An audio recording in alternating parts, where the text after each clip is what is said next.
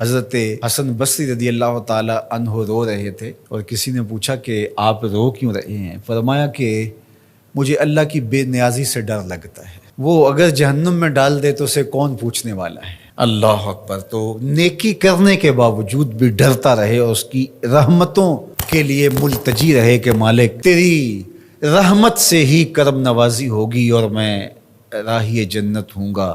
عدل کریں تے تھر تھر کمبن اچیاں شانہ والے، فضل کریں تے بخشے جاون میں ورگے منہ کالے۔ تو اس کے فضل سے ہی بات بنتی ہے۔ تو فرمایا مگر اصحاب یمین فی جنات، وہ باغوں میں ہوں گے، یتساءلون عن المجرمین، وہ مجرموں سے سوال کر رہے ہوں گے۔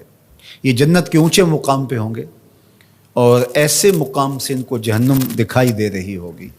اللہ ان کے قوا اور ان کی صلاحیتوں کو جنت میں فزوں تر کر دے گا۔ مقربین بارگاہ کی صلاحیتیں باقی لوگوں کی نسبت اللہ فزوں تر فرما دیتا ہے۔ آپ نے قرآن مجید میں یہ بارہا پڑھا کہ حضرت سلیمان علیہ السلام نے کتنے میل دور سے چیونٹی کی آواز کو سنا بھی اور اس کے مفہوم کو جو وہ کہہ رہی تھی سمجھا بھی۔ تو یہ صلاحیت ان کو عطا کی گئی۔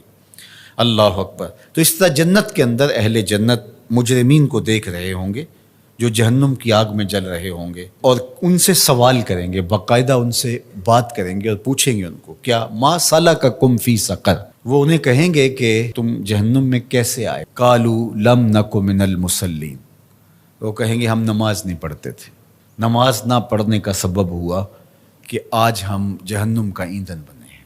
وَلَمْ نَكُ نُطْعِمُ الْمِسْكِينَ، اور ہم مسکینوں کو کھانا نہیں کھلایا کرتے تھے۔ عبادات یہ اللہ کا حق ہے جو بندے کے اوپر لازم ہے، اور ہم نمازوں کی کثرت اور دیگر اعمال خیر کی بجا آوری سے اپنے معاشرے کے دکھی، لاچار اور مجبور لوگوں سے اپنی نظریں نہیں ہٹا سکتے کہ ہم تو میاں پنج گانہ نماز پڑھتے ہیں، کسی کو دکھ نہیں دیتے، اذیت نہیں پہنچاتے، تکلیف نہیں پہنچاتے، کافی ہمارے لیے۔ تو وہ کہیں گے ہم نماز نہیں پڑھتے تھے اور مسکینوں کو کھانا نہیں کھلاتے تھے۔ چلو یہ تو نماز بھی نہیں پڑھتے تھے، یہ ان کا ایک جرم، اور دوسرا جرم کہ وہ مسکینوں کو کھانا نہیں کھلاتے تھے اور جہنم کی آگ میں جل رہے ہیں۔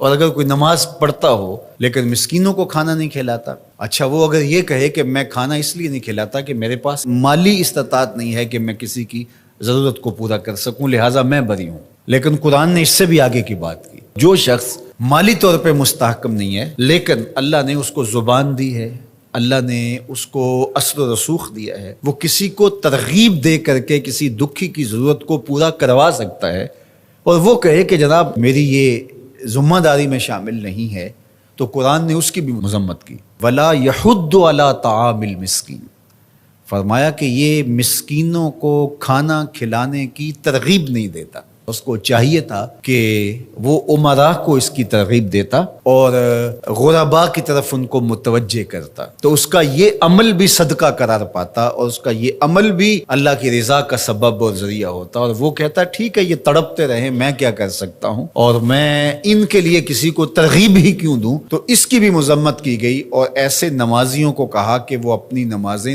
دکھاوے کی نمازیں پڑھ رہے ہیں، انہیں نماز کے فلسفے سے ہی آگہی نہیں آئی۔